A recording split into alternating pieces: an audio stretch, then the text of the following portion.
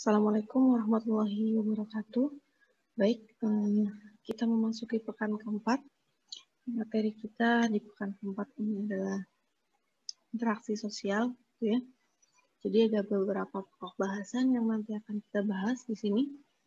Ada pemahaman interaksi sosial, jenis interaksi, ada telepresence dan shareable technology.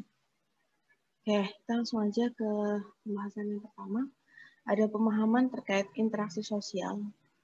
Jadi sebelum kita pelajarin kenapa interaksi sosial ini penting di IMK. Jadi apa sih itu sebenarnya interaksi sosial? Jadi secara umum gitu interaksi sosial adalah interaksi sosial adalah hubungan timbal balik antara individu dengan individual lain gitu ya. Bisa individu, bisa kelompok. Jadi interaksi ini bisa terjadi di mana aja gitu ya, di lingkungan sekitar kita, di kehidupan sehari-hari. Jadi yang namanya kita makhluk sosial, pasti akan ada terjadi yang namanya interaksi sosial. Tuh. Nah, mengapa sih interaksi sosial ini penting di IMK? Nah, kita flashback gitu ya dari pekan sebelumnya bahwa apa sih itu IMK?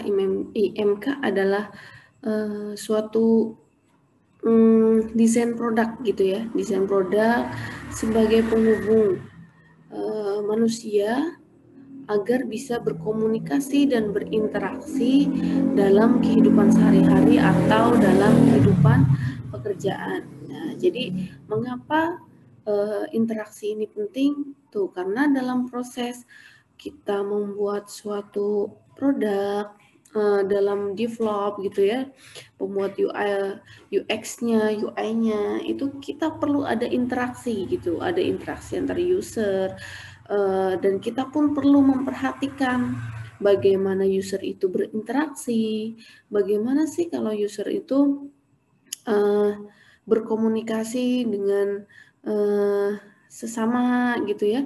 Jadi itu mengapa kita perlu belajar bagaimana interaksi sosial. Seperti apa interaksi sosial, jenisnya apa aja. Jadi seperti itu. Oke, maaf ya kalau backsound-nya agak berisik karena rumah saya pas banget di pinggir jalan raya. Oke, lanjut ya. Nah, jadi itu makanya di sini bisa diperhatikan bahwa penerapan interaksi sosial terhadap produk gitu ya. Jadi yang pertama ada yang namanya kita melihat suatu bahwa user itu beragam. Gitu. Jadi yang pertama kita perhatikan adalah user itu beragam. Karena beragam itu pasti cara berinteraksi, cara berkomunikasinya berbeda-beda. Tidak sama gitu ya. Kalian dengan teman kalian yang bermain setiap hari, istilahnya berteman setiap hari, ngobrol bareng pun memiliki cara berinteraksi dan berkomunikasi yang berbeda gitu. Saya cara berkomunikasinya seperti ini, cara berinteraksinya pun pasti berbeda gitu ya dengan kalian. Makanya itu kenapa dalam kehidupan sehari-hari kita harus yang namanya apa? Menghormati orang lain gitu. Karena interaksi kita caranya berbeda-beda nih. Jadi kita tidak bisa memaksakan orang lain caranya harus sama dengan kita gitu. Jadi kalau kita ketemu dengan orang yang cara berinteraksi dan berkomunikasinya berbeda, kita jangan baper gitu ya. Bahasa gaulnya itu baper. Sering banget ya kita baper, diledekin sedikit, diajak ngobrol yang nggak sesuai, terus dibawa ke hati, ngambek gitu ya. Oke, itu. Nah, jadi orangnya beda, usernya beda, cara interaksinya beda, maka adaptasi ke dalam suatu produknya pun harus disesuaikan gitu. Jadi kalau kita membuat suatu produk, kemarin saya juga sudah jelaskan gitu ya. Ketika user kita yang A sekolah SMA, yang B umurnya sudah 45 tahun dan kebutuhannya dia akan pergi ke taman. Nah, kebutuhannya, cara berinteraksinya pun pasti berbeda dengan yang tadi anak SMA dengan yang misalkan sudah berumur gitu ya. Jadi makanya kita perlu tahu nih, produk kita akan digunakan oleh siapa saja. Gitu. Makanya kita perlu adanya memahami interaksinya tuh seperti apa user yang akan menggunakan produk kita. Nah, jadi dari ketiga ini, dari user yang beragam, terusan cara berinteraksi yang berbeda gitu ya, orangnya beragam, interaksinya berbeda, pasti adaptasi ke produknya pun berbeda gitu. Nah, dari hal ini itu mempengaruhi produk yang akan kita buat. Produk mendukung interaksi dan komunikasi pengguna gitu. Jadi diharapkan ketika kita sudah menerapkan ini, sudah melakukan gitu ya, sudah melihat gitu bahwa oh penggunanya beragam nih gitu ya. Oh cara interaksinya berbeda gitu setiap orang. Oke, kita penyesuaian produknya yang akhirnya akan menjadi suatu produk yang bisa mengikuti cara berinteraksi dari pengguna yang akan menggunakan produk kita. Gitu. Jadi interaksi dan komunikasi dari produk itu mendukung dari user. Nah, jadi semoga bisa dipahamin ya sampai sini bahwa ketika kita memahami interaksi sosial, kita akan lebih mudah mendevelop suatu produk. Gitu. Jadi nanti tidak ada misunderstanding gitu ya. Kayak contohnya kayak saya kemarin gitu ya, saya contohkan hal mudahnya, kita akan membuat baju untuk ibu kita gitu, tanpa kita tahu interaksi komunikasinya ibu kita tuh seperti apa, suka warna apa, terus kalau pakai baju tuh sukanya yang seperti apa dan segala macam gitu ya. Ketika kita tahu, kita akan lebih mudah membuat suatu produknya dan ibu kita pun pasti lebih suka. Tapi kalau kita tanpa tahu dulu nih, yang penting saya buat baju buat ibu saya. Menurut saya ini bagus gitu ya.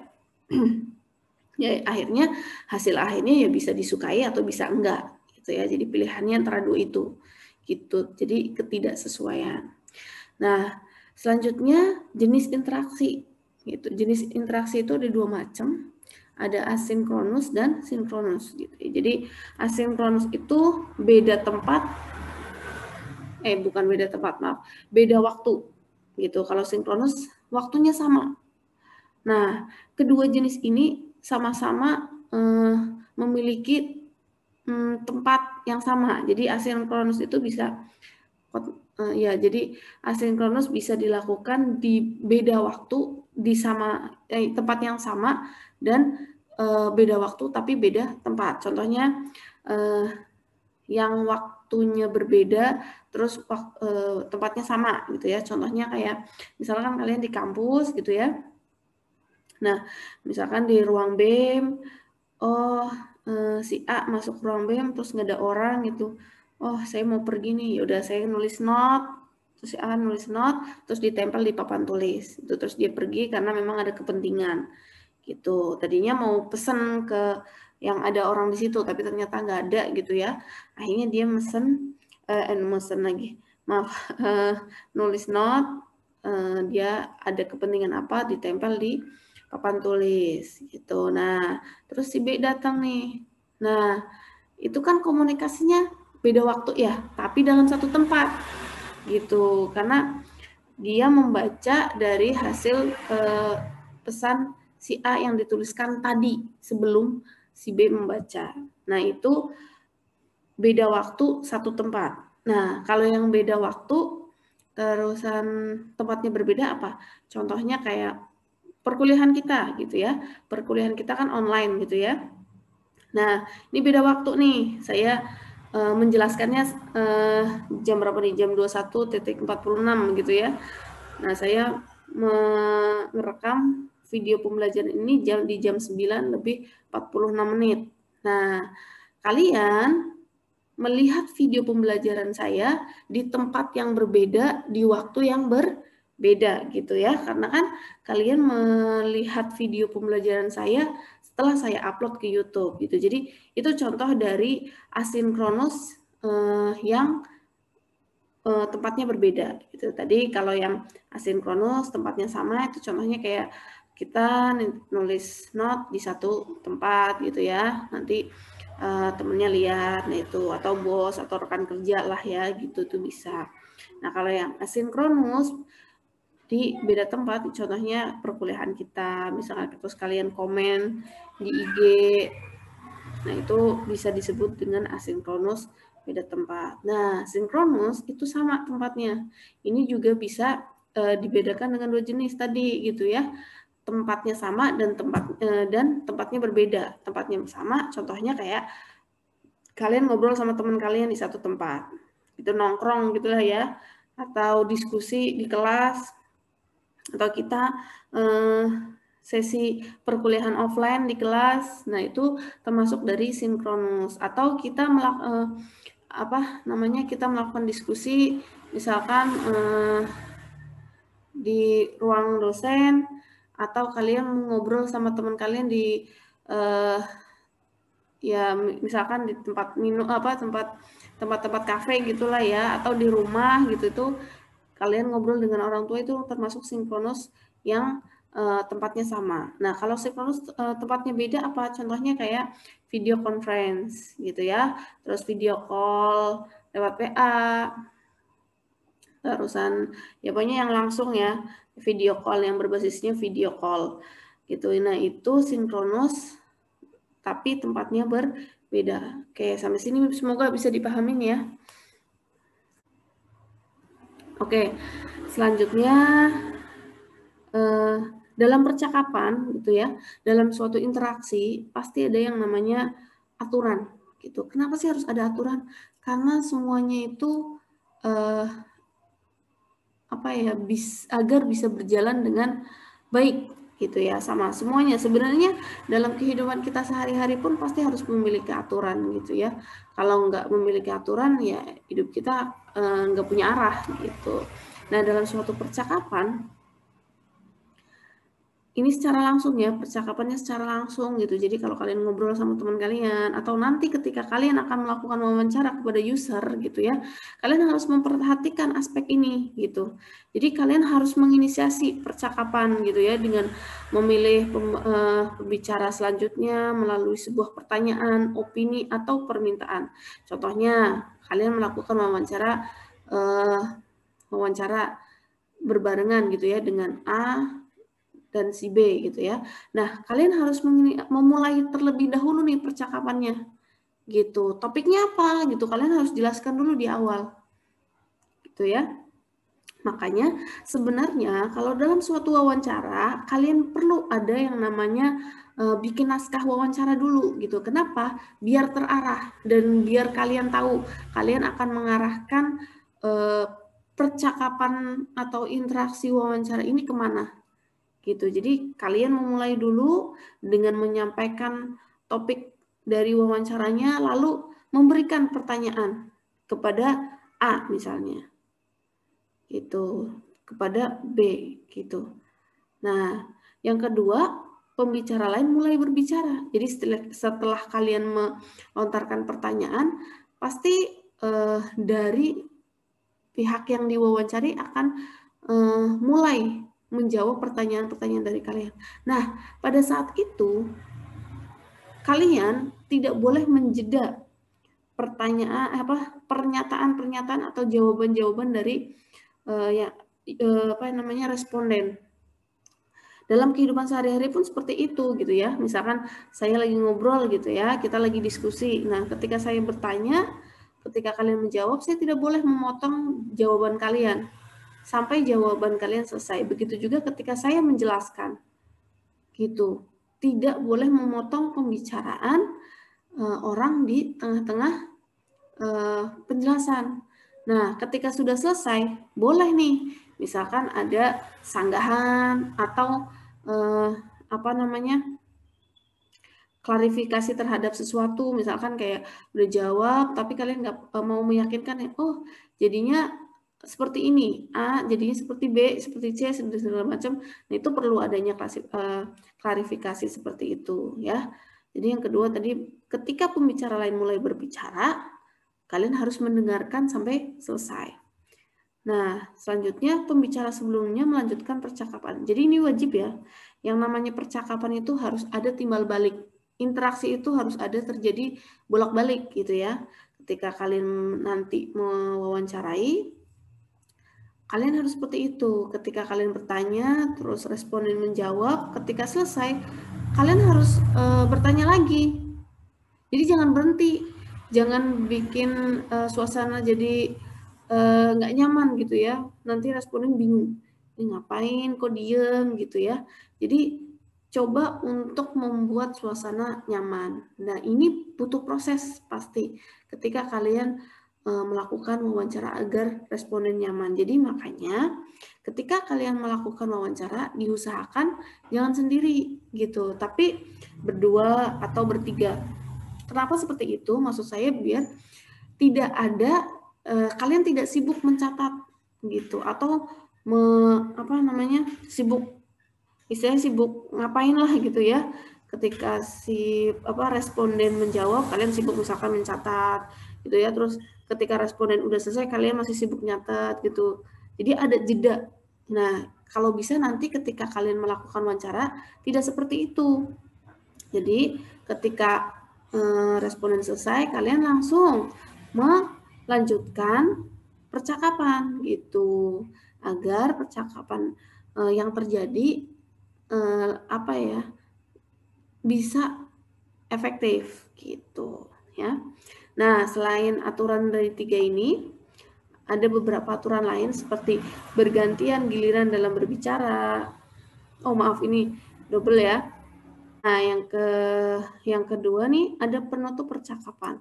Jadi ketika kalian nanti melakukan wawancara, biasakan untuk menutup percakapan. Jadi jangan sampai nih, misalkan nanti kalian melakukan wawancara karena kondisinya seperti ini online gitu ya. Nah, online misalkan melalui WA deh gitu kan, kalian wawancara, dia jawab gitu. Nah, usahakan ketika kalian akan melakukan wawancara melalui pesan message gitu ya, misalnya melalui chat WA atau Telegram segala macam, usahakan kalian diskusikan dulu waktu yang tepat dengan responden. Kenapa? Agar percakapan yang terjadi tidak dijeda. Jadi khawatirnya ketika kalian tidak melakukan janji dulu gitu ya, kalian asal WA aja di jam tertentu gitu. Nah, ternyata dia sedang melakukan pekerjaan lain. Ya, akhirnya kan percakapannya itu tidak berlanjut ya, istilahnya tektokannya tidak pas gitu, dijeda dulu setengah jam atau bisa juga sejam gitu.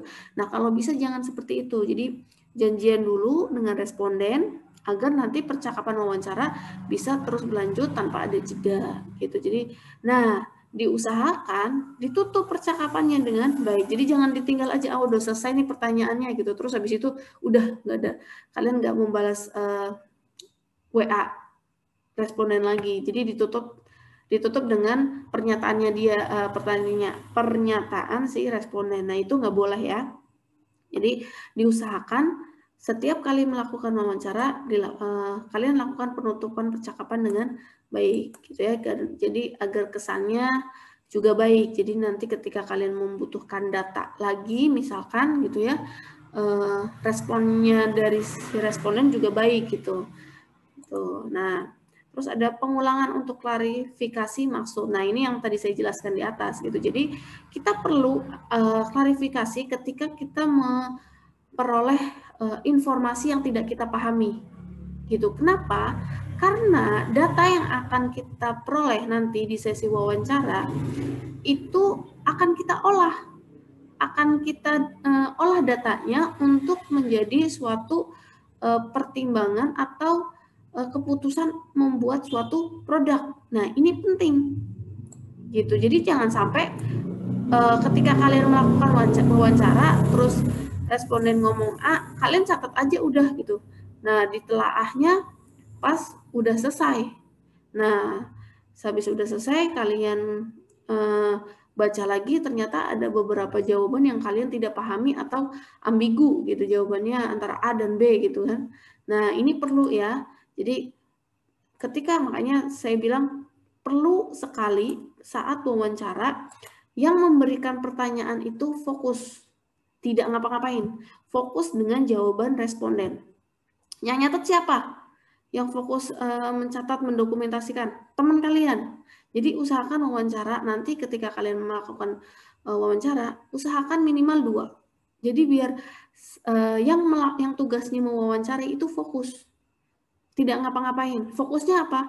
Fokusnya adalah ke jawaban dari responden gitu. Jadi ketika responden menjawab nih, didengarkan gitu, setelah sampai selesai kalian nemu beberapa yang jawabannya ambigu. Nah, langsung diklarifikasi. Oh, maksudnya seperti ini. Apa seperti ini gitu. Jadi hal-hal yang seperti ini itu ya. Nah, isyarat secara implisit atau eksplisit. Maksudnya seperti isyarat di sini adalah kayak jadi perlu loh ketika kalian berkomunikasi gitu. Kayak misalkan responden jawab bla bla bla bla. Nah, dari kalian bisa menjawab seperti itu. Oke, jadi bla bla bla bla bla gitu. Jadi perlu adanya awalan atau oke, oh bagus atau oh jadi seperti itu gitu. Nah, ini perlu adanya isyarat secara implisit atau eksplisit gitu ya. Boleh anggukan, boleh ya seperti itulah kayak kita merespon percakapan dari teman kita kalau lagi curhat gitu ya atau seperti apa gitu ya. Yang penting tidak berlebihan. Nah itu. Nah, tadi itu interaksi secara langsung. Nah, apakah aturan-aturan tersebut juga berlaku pada percakapan online? Jadi sama nggak nih aturannya? Kalau kita melakukan wawancara langsung atau online. Nah, tadi saya malah contohnya online gitu ya. Nah, ada beberapa yang online maksudnya. Nah, sekarang coba kita lihat. Nah, di sini ada yang beda nih. Kalau tadi secara, aduh ini yang belum dirubah lagi, maaf ya, ini belum dirubah. Nanti saya rubah di di slide yang saya upload ke Ellen. Nah, jadi ini peraturan percakapan secara online gitu ya. Nah, yang pertama tetap ya harus ada yang menginisiasi atau memulai percakapan. Gitu. Yang memulai percakapan siapa? Yang melakukan wawancara. Gitu. Jadi jangan sampai nanti ketika kalian melakukan wawancara diem-dieman gitu, mulainya dari mana, bingung gitu. Enggak gitu. Nah, makanya itu kalian butuh yang namanya skenario wawancara. Nah, yang kedua, pembicara lain mulai memberi respon gitu ya. Kalau tadi kan lain mulai berbicara gitu ya.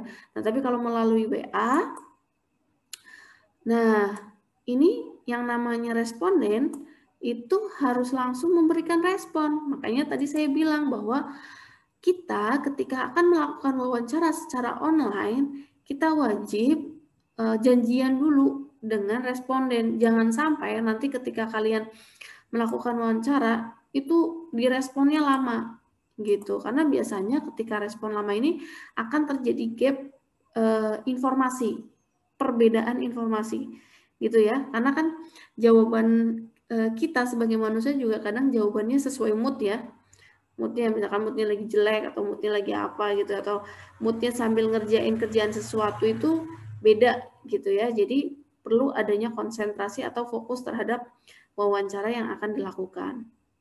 Nah, ini yang lainnya sama. Nah, yang ini juga ya, aturan lainnya. Nah, ini maaf ya, ini masih belum saya hapus karena saya copy kopas dari atas. Nah, yang beda adalah penggunaan emot icon. Perlu adanya penggunaan emot icon, tapi tidak berlebihan gitu ya.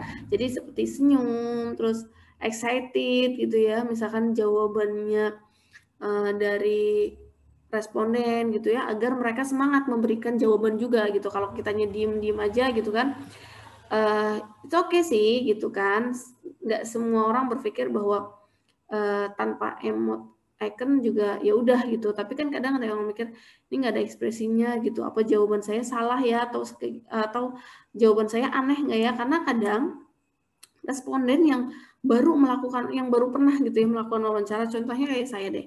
Saya dulu pas zamannya kuliah pernah suatu kali diminta untuk jadi responden anak psikologi gitu ya.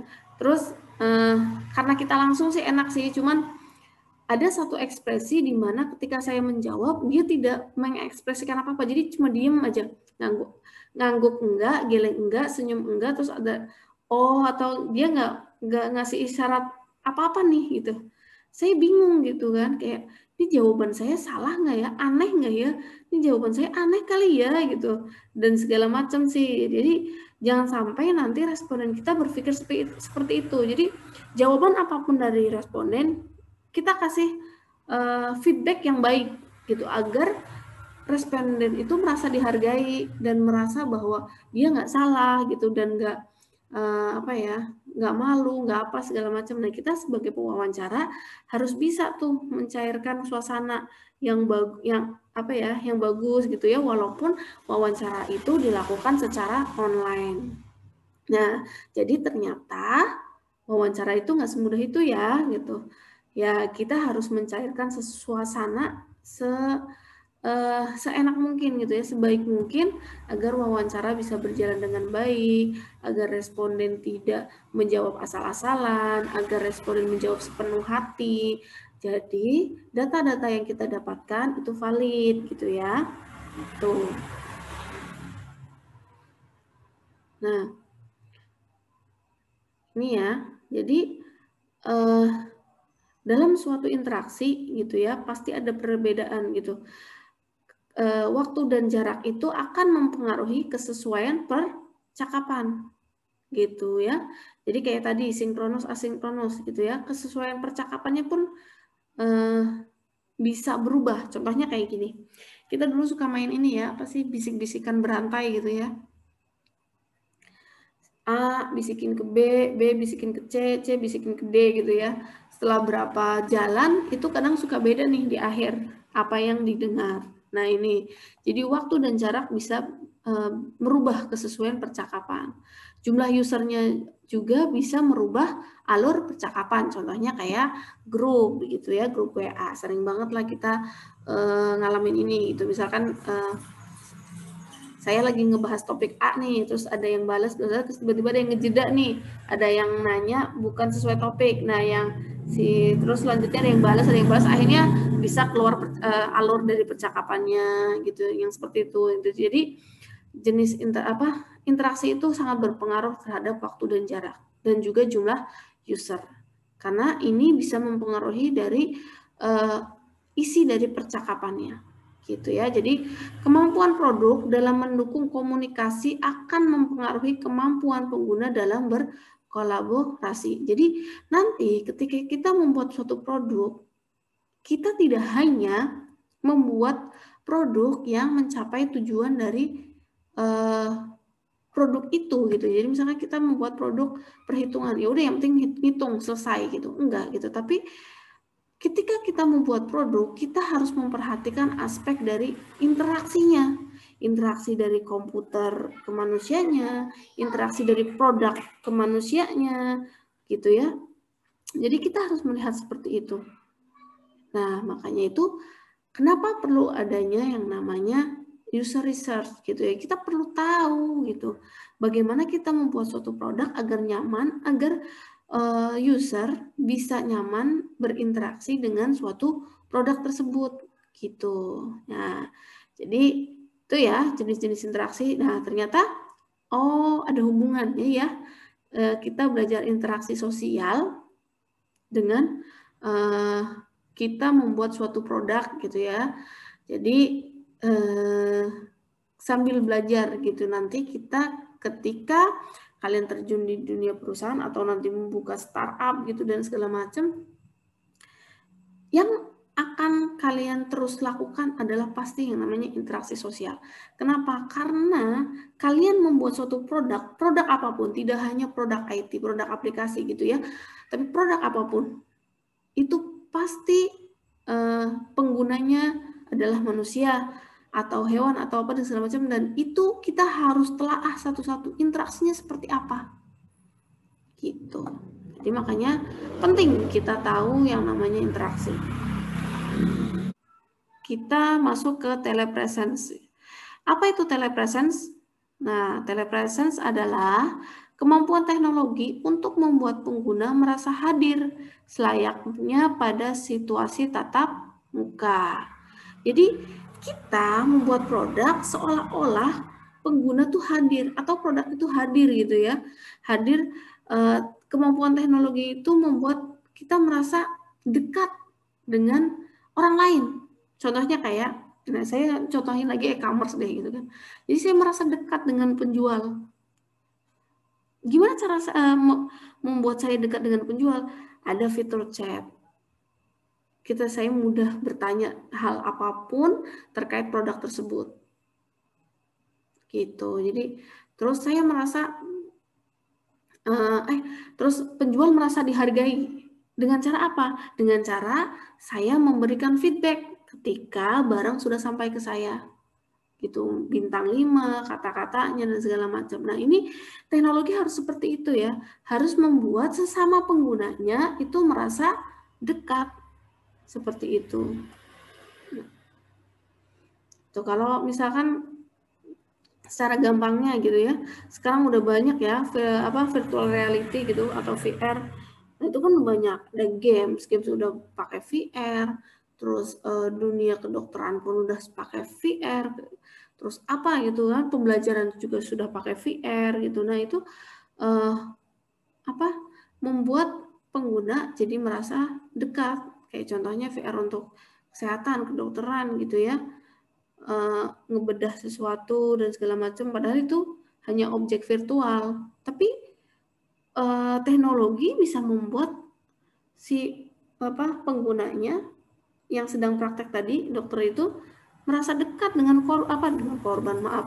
dengan pasien gitu ya, dengan pasiennya gitu. Nah, itu fungsi dari teknologi, salah satunya telepresence gitu ya. Apa itu shareable technology? Ya, kalau teman-teman udah dengar gitu ya kata share-nya. Nah, jadi shareable technology ini kemampuan teknologi untuk digunakan bersama dalam satu waktu gitu ya. Jadi dalam suatu produk sekarang gitu ya, kita harus membuat produk yang bisa dipakai banyak orang dalam satu waktu.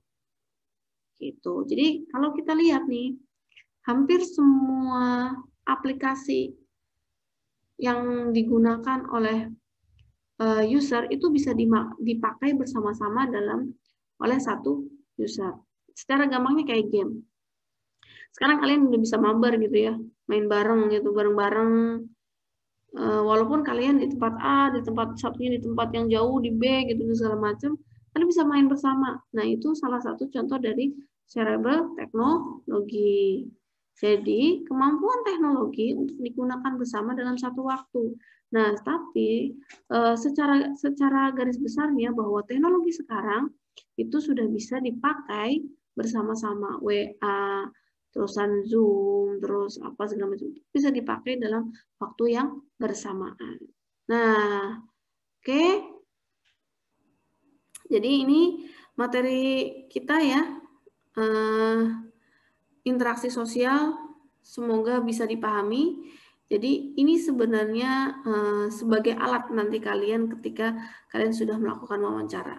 Gitu. Jadi pentingnya bagaimana sih ketika kalian melakukan wawancara, kenapa kalian harus memahami interaksi sosial. Jadi tidak hanya di wawancara itu gitu, tapi pengaplikasian interaksi terhadap suatu produk itu juga penting gitu ya. Karena sekali lagi kita membuat produk, kita berharap user yang menggunakan produk kita tidak hanya merasakan bahwa tujuan saya terpenuhi, udah tidak, tapi kita ingin pengguna merasakan nyaman, merasakan ingin menggunakan kembali, merasakan bahagia gitu ya, karena kita kan pengen produk yang kita buat digunakan berkali-kali oleh pengguna. Makanya kita perlu tahu interaksi pengguna itu seperti apa, jenisnya seperti apa. Oke, terima kasih untuk pembahasan interaksi sosial cukup sampai sini. pekan depan mungkin kita sudah melakukan tugas kelompok atau materi kelompok gitu ya. Jadi saya minta silakan nanti masing-masing ketua kelas mengumpulkan daftar kelompok masing-masing. Bukan masing-masing ya, jadi dikumpulkan di ketua kelas ya.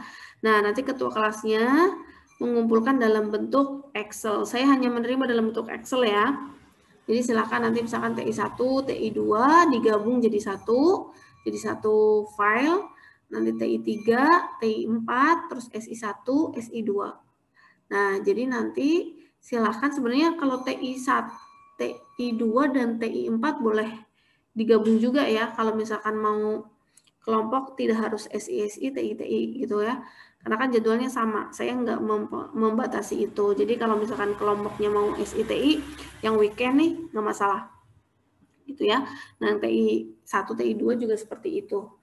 Kalau mau digabung sama SI sebenarnya saya juga nggak masalah, SI1 gitu ya, asalkan di jadwal perkuliahannya sama, karena nanti biar diskusinya gampang gitu. Nah, jadi nanti silahkan dikumpulkan masing-masing ketua kelasnya di dalam bentuk Excel, tulis nama kelompoknya. Untuk yang pagi TI1, 2 dan SI1 itu harus maksimal 3 ya, tidak boleh lebih dari 3. 4 itu hanya diperuntukkan untuk yang tidak mendapatkan kelompok gitu. Jadi silahkan masing-masing 3. Untuk yang kelas malam itu individu, yang hari Sabtu, kelas Sabtu itu bebas mau kelompok atau individu.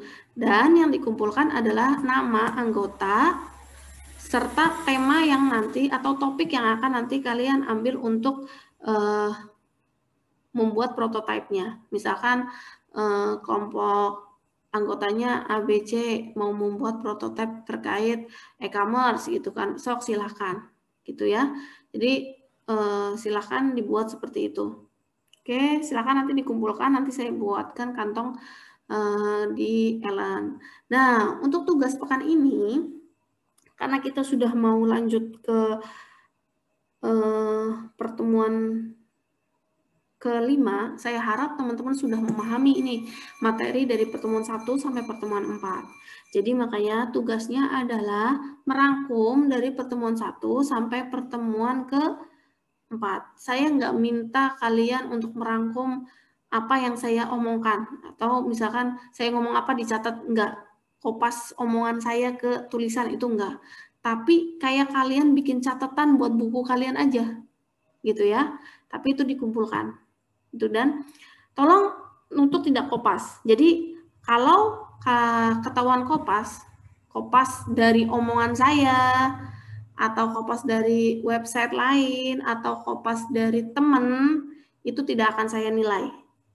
Jadi pure emang harus catatan kalian masing-masing. Ini tolong dipahami ya. Jadi nanti kalau ada yang protes karena nggak dinilai atau segala macam, saya tidak melihat ini catatan siapa aslinya, enggak.